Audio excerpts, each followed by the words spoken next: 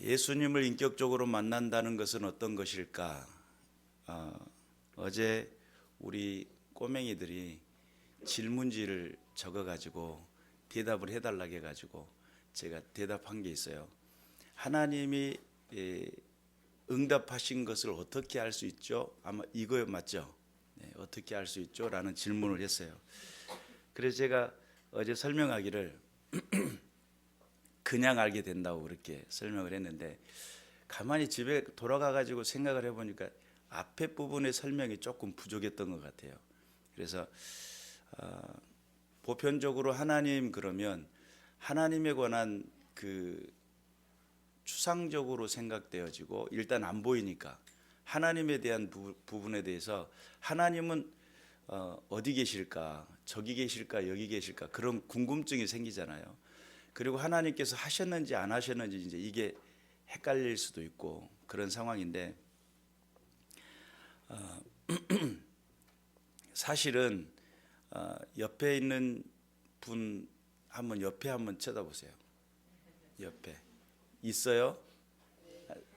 자, 한 분은 앞에 보고 있고 옆에 분이 한번 옆에 사람 한번 팔 잡아보세요. 느껴져요? 네, 느껴지죠?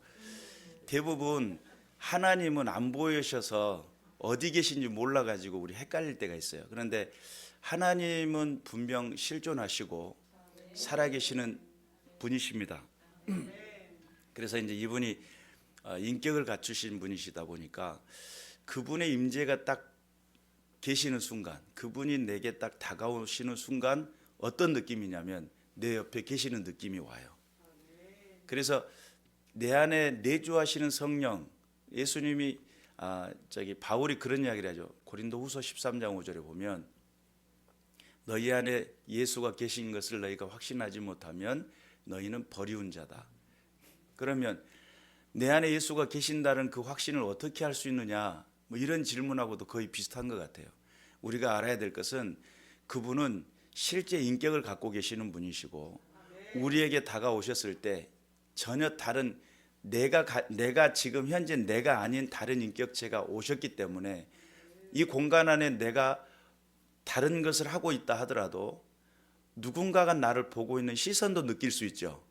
오늘 찬양 제목이 시선인데 그 시선을 느끼잖아요. 누가 나를 쳐다보는 것 같아. 그런 느낌을 갖는 것처럼 사실은 하나님의 임재는 그냥 알아지게 돼 있습니다. 그분이 내게 딱 다가오시는 순간 다가옴을 알게 돼 있어요. 왜냐하면 그분은 살아계시기 때문에 그래요. 숨쉰다라고 그걸 표현을 해야 될지는 모르겠지만 그분 분명 살아계셔요. 그래서 그분이 내게 다가오시면 자연스럽게 알게 돼 있어요. 그리고 그분께서 하시는 그것을 알게 되고, 그래서 많은 믿음의 사람들이 그 가운데서 하나님의 임재를 경험함을 알게 됐고, 때로는 음성으로 때로는 환상으로 보게 됩니다. 한 청년의 고백이 그렇습니다. 자기가 예수 믿기 전에는 술도 많이 마시고 화가 많았답니다.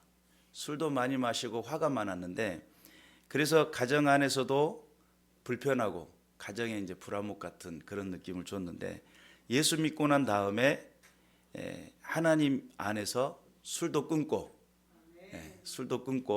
또 화도 줄어들고 부드러워지다 보니까 부모님들도 좋아하고, 전혀 믿지를 않았는데, 그런데 이제 그것이 인격적인 만남을 통해서 이루어졌다는 거예요. 예수 믿는다고 교회 다니면서도 그런 변화가 없는 사람들이 많거든요. 하나님 안에서 내 삶이 변화됐다, 이런 경험을 한 사람들이 부족한 시대 속에서 예수님을 만나고 나니까 달라진 인생이 있다. 그렇다고 한다면 그는 분명 예수님을 만난 겁니다. 인생 속에 내 삶의 현장 속에 나를 변화시키는 그 무언가가 있다고 한다면 그는 분명 체험한 신앙자이고 하나님의 살아계심을 자랑할 만한 이유를 가진 사람이라고 볼 수 있겠습니다. 오늘 우리가 읽었던 이 본문의 말씀은 내가 이것을 말하며 주 안에서 증언하노니 이제부터 너희는 이방인이 그 마음에 허망한 것으로 행함같이 행하지 말라 그랬어요. 여기서 마음이라고 하는 이 헬라어 단어 속에 지능이란 뜻이 들어있어요. 지능. 그리고 마음 또는 의미, 이해 뭐 이런 의미가 들어있어요. 그런데 지능이라고 하면 얼른 생각해 볼 때 알만하죠. 예를 들어 이제 병에다가 물이 어느 정도 담겨져 있고 거기에가 이제 음식을 넣어놨는데 까마귀에게 먹을 수 있도록 하니까 이걸 까마귀에게 주니까 까마귀가 무엇을 하죠? 옆에 있는 돌멩이를 유튜브 안 보셨구나. 옆에 있는 돌멩이를 그 병에다 막 집어넣어요. 그래서 점점 물이 차오르니까 그걸 딱 집어먹죠. 문제 해결 능력을 가진 것을 지능이라고 그래요. 우리들의 마음 속에 그런 어떤 생각이 들어지고 또 판단하게 되고 선택하게 되고 그것을 결정하게 되고 해결할 수 있는 어떤 문제를 풀어낼 수 있는 힘, 그것을 우리들의 마음인데 이 마음이 어떻게 됐냐면 허망해졌다는 거예요. 허망하다라고 하는 것이 말 그대로 무익하고 무상하고 뭐 도덕적으로 타락하고 헛된 것들 이렇게 이야기할 수 있는데 이게 허망해진 상태 속에 이 마음이 거기에가 이해가 된다는 거예요. 그쪽으로 힘이 쏠리는 거예요. 사실 하나님께서 우리에게 주신 그 지혜는 하나님 안에서 살 수 있는, 하나님 안에서의 삶을 살아갈 수 있는 어떤 그런 길들을 말씀을 통해서 우리에게 제시하고 계시는데 사실은 예수 믿기 전에 하나님을 정확히 깨닫기 전에 우리들의 마음속에 이방인들의 그 마음속에 이미 허망한 것들 해결할 수 있는 그런 능력들이 엉뚱한 곳에 오히려 죄악 속에 타락한 그곳에 또 그 관계가 어그러지고 다투는 그곳에 우리의 마음이 이해가 되고 거기에가 힘을 실어지다 보니까 그런 삶을 인생을 살아가고 있는 그들 그리고 18절에 보니까 그들의 청명이 어두워지고 그랬어요. 청명이라고 하는 것은 깊은 사고를 말해요. 깊은 사고, 마음의 기능인데 그 어떤 성질이라고도 표현할 수 있는데 그 디아노이아라고 하는 그 단어 의미 속에는 상상, 마음 또 이런 이해 이런 뜻이 같이 들어있어요. 그러니까 청명한 사람들은 상상력이 풍부한 사람이라고도 볼 수 있어요. 어떤 문제를 딱 보는 순간 이게 이렇게 되겠구나 펼쳐 보이는 거예요. 젊은이들은 환상을 보잖아요. 그런데 하나님 안에서 믿음으로 제시하는 말씀들이 들려졌을 때에 하나님 하실 일들을 기대하는 마음들이 하나의 믿음의 폭이 되기도 하고 영역이 되기도 해요. 그래서 꿈을 꾸기도 합니다. 그런데 이 청명이라는 것이 닫혀져 버린 거예요. 어두워졌다는 거예요. 상상이 안 돼요. 하나님 계신데 상상이 안 돼요. 하나님 역사하실 거야 기대가 안 돼요. 그리고 그 마음속에 이해가 안 돼요. 하나님이 계신다면 누가 하나님 계시되 차라리 내 주먹을 믿어라 뭐 이런 느낌으로다가 그래서 그런 삶의 모습 속에 하나님의 말씀을 들었음에도 불구하고 상상도 안 되고 이해도 안 되고 그것이 펼쳐지지가 않는 거예요. 그런 상태, 그게 이방인의 마음이고 허망한 것을 쫓았던 인생들이고 또 상상하지 못하는 어두워져 있는 청명이 어두워져 있는 그들 가운데 그러다 보니까 거기에는 무지함이 있죠. 그들의 마음이 굳어짐으로 말미암아 무지했다는 거예요. 말 그대로 무지했다는 거예요. 몰랐다는 거죠. 하나님을 모르는 것도 큰 문제입니다. 그리고 또 그들 상황 속에 말씀을 들어도 말씀이 믿어지지 않고 보여지지 않고 깨달아지지 않고 믿음은 바라는 것들의 실상 이렇게 이야기하잖아요. 그래서 바라는 것들의 상상이죠. 기대죠. 소망이죠. 거기에 뭐가 나타나요? 실상. 믿음은 바라는 것들까지만 이야기하면 세상 사람들 다 바래요. 잘 살기를 원하고 잘 먹기를 원하고 그런데 여기서 실상이라는 것은 하나님의 실제의 임재를 말해요. 그래서 모든 믿음의 선진들이 이로써 증거를 얻었다라고 하는 그 개념 속에도 우리는 믿음을 가지고 하나님 살아계심을 기대하고 꿈을 꾸고 바라보는 그 믿음의 세계 가운데 하나님의 임재를 보게 된다는 거죠. 근데 우리가 많은 똑같은 세상 사람들과 별반 다를 것은 없지만 그럼에도 불구하고 우리가 그들과 다를 수 있는 것은 거기에는 하나님이 계시기 때문입니다. 우리의 삶 속에 하나님이 함께 계신다는 믿음이 우리의 삶 속에 삶의 이유가 되겠죠. 믿으시길 바랍니다. 그래서 여기서 이 마음이라고 하는 여기에 나오는 18절의 마음하고 17절의 마음이 단어가 틀리더라고요. 거기 각각 단어가 틀려요. 그런데 이제 어떤 사고의 흐름이라고 하는 어떤 생각의 그 흐름이라고 하는 그 흐름 속에 하나님의 성령께서 역사해 주시고 그 흐름이 어두워지고 멸망되어지고 허망해지고 알지 못하는 세대로 흘러가는 것이 아니라 하나님께서 그 생각들을 열어주시는데 어떤 세상이 열리냐면 지금은 닫혀져 있는 문인데 여는 순간 천국이 열리는 거예요. 또 여는 순간 하나님의 임재를 여는 거예요. 여는 순간 하나님의 역사하심을 보게 되는 거예요. 이게 이제 부흥의 시대를 꿈꾸고 기도하는 기도자들이 가지고 있어야 될 믿음이라고 믿으시기를 주님의 이름으로 축원합니다. 그래서 무지한 것도 무지한 건데 마음이 굳어져서 어리석어지고 그 마음 속에 무감각해진 상태 가운데 있는 그들, 거기에서 그 무감각되어져 있는 그 상태 속에 그들은 성경은 뭐라고 정의라고 했냐면 하나님의 생명에서 떠나 있도다 이렇게 이야기해요. 하나님의 생명에서 떠나 있다는 거예요.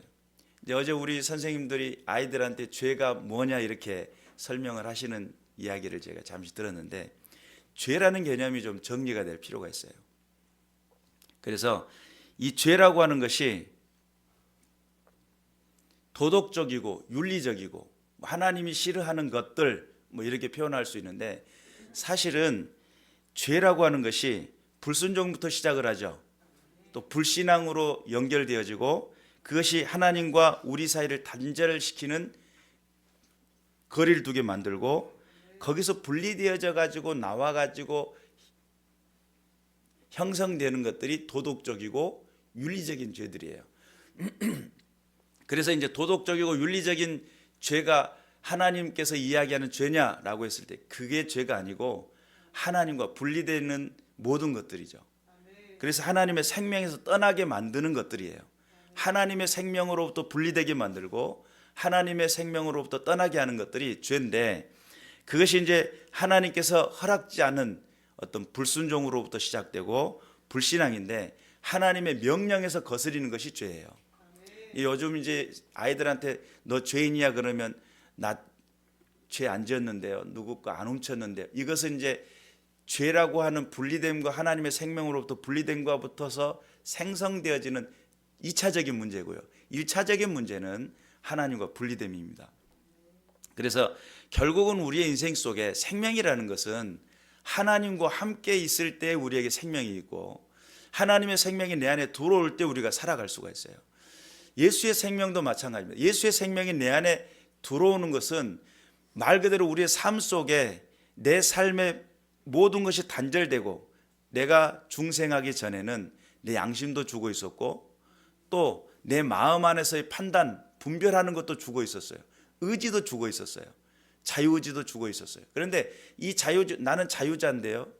내 자유스럽게 할 수 있는데 그런 의지의 개념이 아니라 하나님께서는 옳은 것을 선택할 수 있는 것과 악한 것을 선택할 수 있는 것을 동시에 주셨단 말이죠. 그런데 옳은 것을 선택할 수 있는 그 길 자체가 없는 악한 것에서만 선택한다고 한다면 그게 과연 진정한 자유적인 의지겠는가? 자유적인 선택을 할 수 있겠는가라는 부분이죠. 그런 측면에서 보면 예수 그리스도의 십자가 사건이 우리에게 주어져 있었던 자유주의 온전한 선택을 할 수 있는 길이 열리게 된 거예요.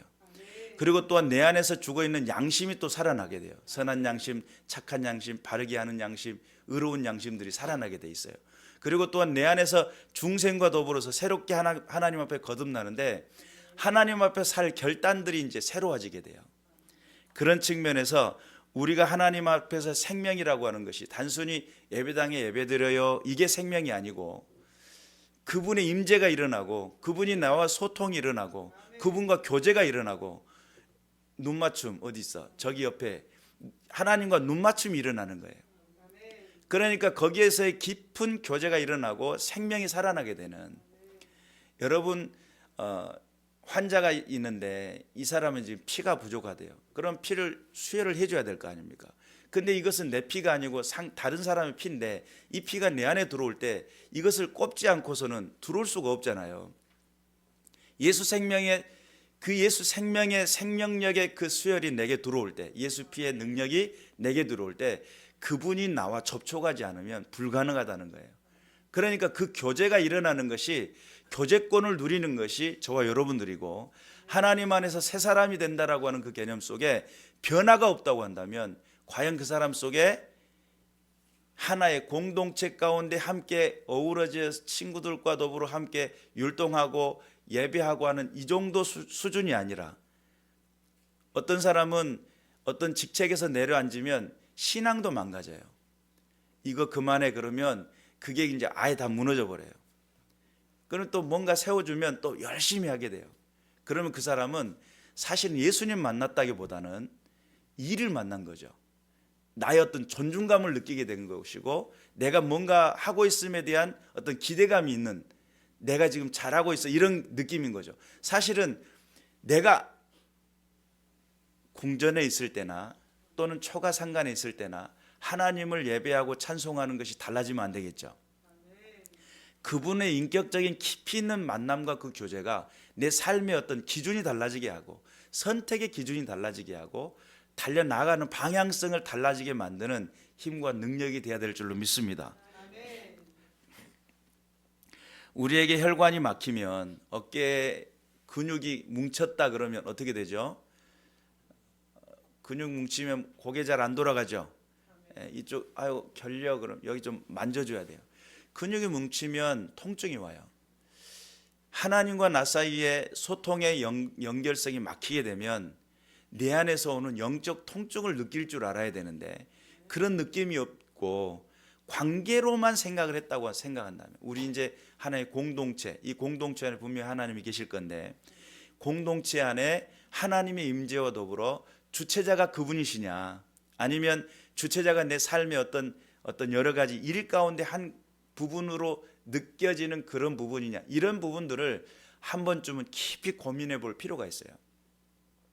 내 삶을 살게 하고, 내가 하나님 앞에 선택하게 하고 주님의 영광을 위해 살게 하는 그 모든 그 순간 속에, 내가 달려나가는 그 길 속에, 내가 기대하는 그 끝자리에 우리 주님이 계시기를 소망합니다. 내가 열심히 품고 달리는 그 방향 앞에 나를 향해서 손을 펼치시며 다가오라고, 착하고 충성된 나의 종아 라고 맞이해 주는 주님이 계시길 원해요. 그런데 내가 열심히 노력했는데 그 노력의 그 끝자락에는 우리 주님의 뜻과는 전혀 다른 방향이었다고 한다면 슬피 울며 이를 갈미 있겠죠. 여기서 슬피 울며 이를 가는 사람들의 특징이 뭐예요? 결코 열심히 없었던 사람이 아니에요. 엄청 열심히 있던 사람이에요. 왜요? 이를 가는 사람들의 특징은 억울하니까 이를 갈죠. 엄청 억울해요. 내가 주님을 위해 살았다고요. 내가 주를 위해서 봉사했다고요. 근데 나를 모르신다고요. 이렇게 따지게 되겠죠. 그러니까 눈물 나고 억울하고 가슴 치면서, 그런데 그때는 이미 늦어요. 하나님께서 내게 허락하시는 시간 안에, 하나님께서 내게 부르시는 그 은혜 가운데, 부르시는 자리에서 주님의 말씀이 들려지고 깨달아지고, 내가 향해 달려나가는 그 방향과 그 뜻이 무엇을 향해 나가고 있는지를 명확히 깨달을 줄 아는 저와 여러분이 되어야 될 줄로 믿습니다. 그래서 오늘 이 본문은 그런 말씀을 합니다. 19절에 그들이 감각 없는 자가 되어 자신을 방탕에 방임하여 모든 더러운 것을 욕심으로 행하되, 감각이 없다, 이건 이제 무감각한 상태인데, 이 감각이 없는 것은 내가 죽고 있는지 살고 있는지 모르는 상태예요. 그리고 방탐과 방임이라고 하는 말 그대로 포기한 상태죠. 내가 살고 싶은 대로 방탕하게 살고 방임하는 거예요. 주님의 부르심이 분명한데도 불구하고 안 들어요. 안 들린다 이러면서 안 들어요. 주님의 인도하심을 따라 살아야 될 사람들이 그 결단보다는 무엇을 더 익숙하냐면, 내가 하고 싶은 것이 내 욕심이 더 우선이에요. 내가 생각하는 것이 더 우선이에요. 그러다 보니까 우선순위를 결정하는 모든 순간 속에 하나님의 뜻이라는 그 개념보다 내 어떤 인생의 스케줄에 맞춰 가지고 하나님의 뜻은 거기에다가 끼워 넣는 식의 그런 방식이 돼버리고 결국은 감각 없는 자가 되어 방탕과 방임이 반복되게 되고 거기는 자기 욕심만이 넘쳐나는 그런 상황이 되게 되겠습니다. 그런데 20절에는 무슨 이야기를 하냐면 오직 너희는 그리스도를 그와 같이 배우지 아니하였도다. 예수님을 배운다는 거예요. 예수님 말씀을 배우고 또 그 말씀 안에서 삶을 살아간다는 것이 정말 우리에게는 성경에서 참 여러 가지 많은 것들을 보고 배우고 하는데 하나님의 예수님의 생명은 어떤 것이고 또 하나님 나라는 어떤 것이고 교회 안에서 삶은 어떤 것이고 이걸 다 배워야 된다는 거예요. 하나님께서 우리에게 가르쳐 주시고 또 배운 것을 실천하고 살아가고 듣고 가르침 받고 이것을 배운다라고 표현하는 것인데 우리가 예수님 말씀을 듣고 또 그대로 살아내는 것 이것이 배우는 것인데 우리의 삶 속에 예수 그리스도를 정확히 알아야 정확히 알고 배워야 하나님 앞에서 하나님께서 우리를 이끌어 가시는 그 은혜 가운데 그 풍성한 자녀의 풍요를 누리는 믿음의 백성들이 되는 거예요. 그런데 우리가 하나님의 그 인도하심을 모르는 상태 속에 자꾸 감각적으로 어떤 사람은 기도만 하고 있어요. 그리고 막 뭐 영으로 뭘 봤다고 그러고 뭐 이러신 분들도 있고 어떤 사람은 그냥 계속 성경만 읽고 있어요. 두 가지가 같이 병행해야 돼요. 그리고 또 하나님께서 내게 이끄시는 그 은혜 가운데서 말씀은 반드시 가르쳐 줄 사람이 필요해요. 혼자 독학하면 안 돼요. 지금 이 이단의 기수님들이 혼자 독학하신 분들이에요. 성경을 독학하다 보니까 이상해졌어요. 이게 수백 년에 걸쳐 가지고 만들어진 신학을 무시하면 안 돼요. 정통적으로 흐르고 있는 그 개념 정리를 그들은 아주 피 터지게 싸우면서 목숨 걸고 싸우면서 만들어진 것들이거든요. 그것들을 다 무시하고 영적 계시 막 직통 막 이런 느낌을 가진 사람들은 진짜 조심해야 돼요. 독학하는 게 아니에요. 신앙은 반드시 예수님은 제자를 삼았잖아요. 그리고 그 제자들은 또 다른 또 제자를 삼잖아요. 그리고 가르쳐줘요. 배워야 될 줄로 믿습니다. 철저하게 잘 배워야 잘 배운 삶을 살게 돼요. 잘 못 배우면 어떻게 되죠? 저거 잘못 배웠네 그러죠. 네, 잘못 배웠다라고 이야기 들으면 속상하죠. 근데 속상한 것으로 끝나면 좋은데 제가 먹칠하고 다녀요. 이제 교회 먹칠하고 또 담임 목사님 먹칠하고 사람들 먹칠하고 하나님 영광 가리우고 이런 상황이 돼버려요. 그래서 잘 배워야 돼요. 말씀을 체계적으로 배워야 되고 말씀을 하나님의 말씀이 절대적으로 이것은 하나님께서 우리에게 명령하신 말씀이다 라고 하는 그런 믿음과 확신이 있어야 되고요. 제가 이제 어렸을 때부터 기도원에서 이제 있다 보니까 여러 가지 많은 체험을 했어요. 영적인 체험도 많이 하고 환상도 보고 음성도 듣고 어떤 분들은 그래요. 음성은 어떻게 듣냐고 물어봐요. 잘 기도하면 듣습니다. 그런데 이제 그런 체험을 했을 때에도 제가 구원의 확신이 없을 때가 있었어요. 청년 군대 가기 전까지 분명 어느 때는 천국 갈 것 같아. 기도 열심히 하고 했을 때는. 근데 어느 때는 좀 불안해. 이러면 안 될 것 같은데 뭐 이런 느낌이 있었어요. 근데 제가 제 마음속에 구원의 확신이 확실하게 들었던 때가 언제냐면 군대 가가지고 어떤 전사님을 만났는데 성경 내비게이터에서 나온 그리스도인의 확신 이것을 6과짜리를 계속 꾸준히 몇 주를 거쳐서 공부를 한 겁니다. 근데 그 공부를 하면서 제가 뭘 봤냐면 하나님의 약속의 말씀을 봤어요. 아 그렇구나. 이 구원의 확신이라고 하는 것이 어떤 체험적인 개념으로만 머무르면 절대 안 돼요. 철저하게 말씀으로 정리되어지고 말씀의 약속으로 되어지고 그 약속이 하나님이신 것을 알아야 돼요. 그것이 매칭이 돼야 돼요. 그래야 구원이 흔들리지가 않습니다. 체험이 없어서가 아니에요. 하나님은 분명히 살아계셔요. 그리고 내가 기도하면 반드시 하나님은 내게 거기에 맞는 응답을 해주세요. 그런데 그 응답의 그 배경 안에는 말씀이 살아 있어야 돼요. 말씀 공부 반드시 필요하고 그리스도를 배워야 될 줄로 믿습니다. 그리고 진리가 예수 안에 있는 것 같이 너희가 참으로 그에게서 듣고 또한 그 안에서 가르침을 받았을진데 너희는 유혹의 욕심을 따라 썩어져가는 구습을 따르는 옛사람을 벗어버리고, 여기에서 유혹의 욕심을 따라 썩어져가는 구습 옛사람은 이방인이 그 마음에 허망한 것을 쫓고 있었고 그것을 행하고 있었으며 총명이 어두워져 있었던 상태이고 무지하고 마음이 굳어져 있는 그런 상황들을 말해요. 이미 하나님을 알지 못하고 하나님의 생명에서 떠나 있는 상태죠. 그리고 하나님으로부터 영적 공급을 받지 못한 상태예요. 그런 삶을 살았던 옛 구습, 옛 사람을 어떻게 해야 된다는 거예요? 벗어야 된다는 거예요. 여러분, 습관이 얼마나 중요한 줄 아시죠? 성공하려면 뭐 아침을 깨워라, 새벽을 깨워라 이러신 분들 많죠. 책을 하루에 몇 분씩 읽어야 되고 뭐 이런. 그래서 여기도 쓰고 계시는데 굿노트로 해가지고 뭐 이렇게 자기 일상 기록하고 하시는 분들 있죠. 왜냐하면 감사일기도 쓰고 또 삶의 어떤 인생의 계획도 하고. 왜 그러죠? 자기 관리잖아요. 자기 관리. 그러면 그 자기 관리를 잘하는 이유는 뭐예요?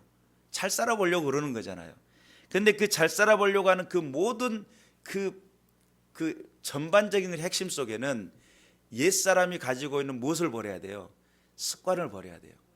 전에 내가 아침에 늦게 잤어요. 늦게까지 잠을 잤어요. 그러면 뭔가 개선하려고 하면 시간 개념, 시간 관리가 들어가야 돼요. 그런 것처럼 세상 사람들도 잘 살아보려고 그런 계획을 한단 말이에요. 그런데 하나님을 믿는, 예수 그리스도를 믿는 믿음의 사람들은 무엇을 할 수 있어야 되냐면 과거에 허망하고 무지하고 하나님의 생명에서 떠났던 내 자신의 삶의 습관이 있어요.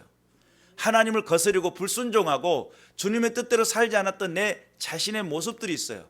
이것을 벗어나는 결단이 필요합니다. 하나님 안에서 믿음의 결단이 필요한다는 사실을 믿으시길 바랍니다. 오직 너희 심령이 새롭게 되어 하나님을 따라 의와 진리의 거룩함으로 지으심을 받은 새 사람을 입으라. 여러분, 유혹의 욕심, 또 썩어져가는 구습, 옛사람을 벗어버리는데 뭐가 새로워져야 되냐면 우리 심령이 새로워져야 된다는 거예요. 우리 심령이. 하나님 안에서 믿음이 상주하는 곳은 어딜까?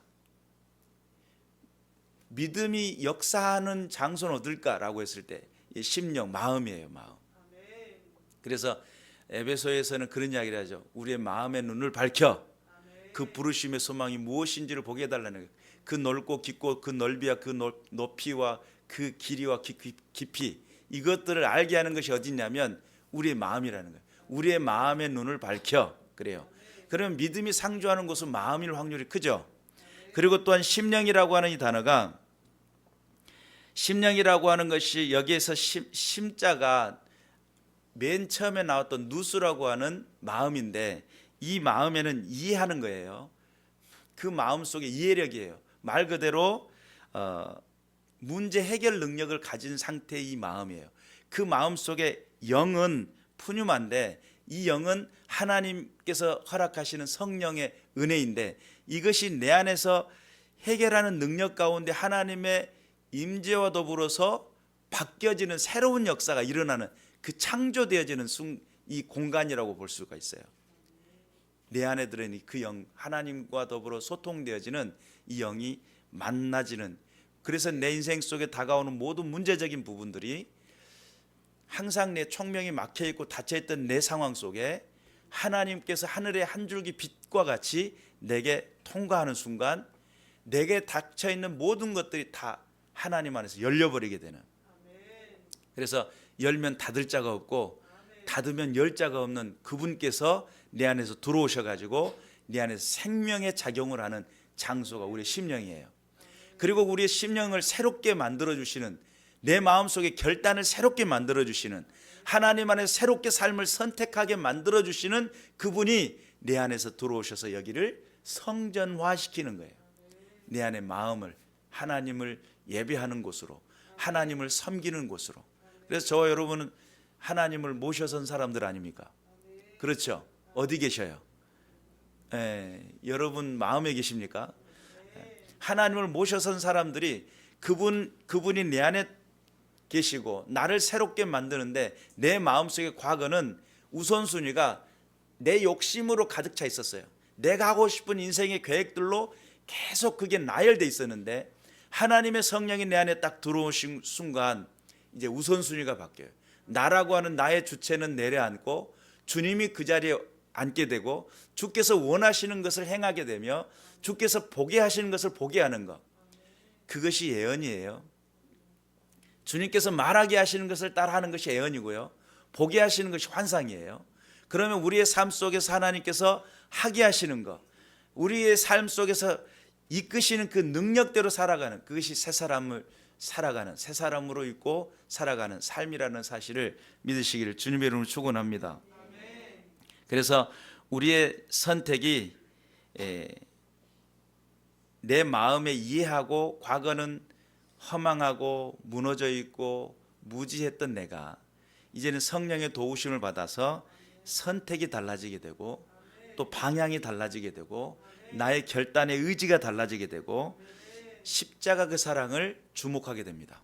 그래서 하나님의 그 십자가 그 사랑에 대해서 주목하게 되고 삶 속에서 나를 이끄시는 그 은혜를 따라 예배하고 찬송하고 노래하는 그 모든 상황 속에 하나님의 임재를 경험하게 되고 그것이 은혜 안에서의 삶이라는 사실을 믿으시기를 주님의 이름으로 축원합니다. 그리고 여기에 의와 진리의 거룩함으로 이렇게 했는데 의라고 하는 디카이오 시네라고 하는 이 단어는 칭의의 개념을 갖고 있어요. 하나님을 믿는 그 믿음을 의롭다 해주시는 거죠. 이제 바울이 했던 이야기죠. 그래서 우리에게 여기서 의는 내 스스로 만들어낸 의가 아니라 하나님 나를 의롭다 여겨주시는 의이고 그 의를 통해서 내 안에서 내가 십자가를 바라보고 믿는 그 믿음의 의고 또 진리의 거룩함이라고 하는 것은 예수님이 진리시잖아요. 그런데 그 거룩함이 되도록 만들어주시는 분이 성령 하나님이세요. 성령 하나님이 내게 오시면 예수를 주로 고백하게 되고요. 성령 하나님이 내게 오시면 그의 말씀을 생각나게 하고 깨닫게 해주셔요.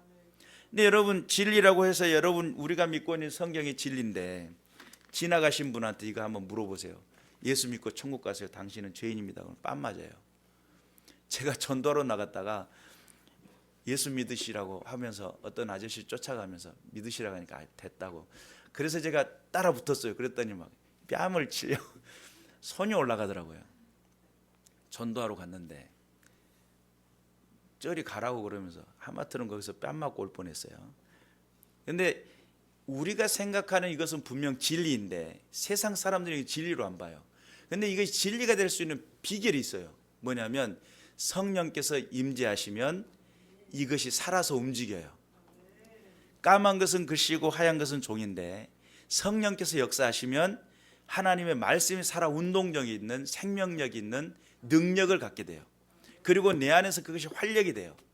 내 심령을 새롭게 만들어버려요. 우선순위를 바꿔버려요. 인생의 기준을 다르게 만들어버려요. 그것이 누가 하신다고요? 성령 하나님이요.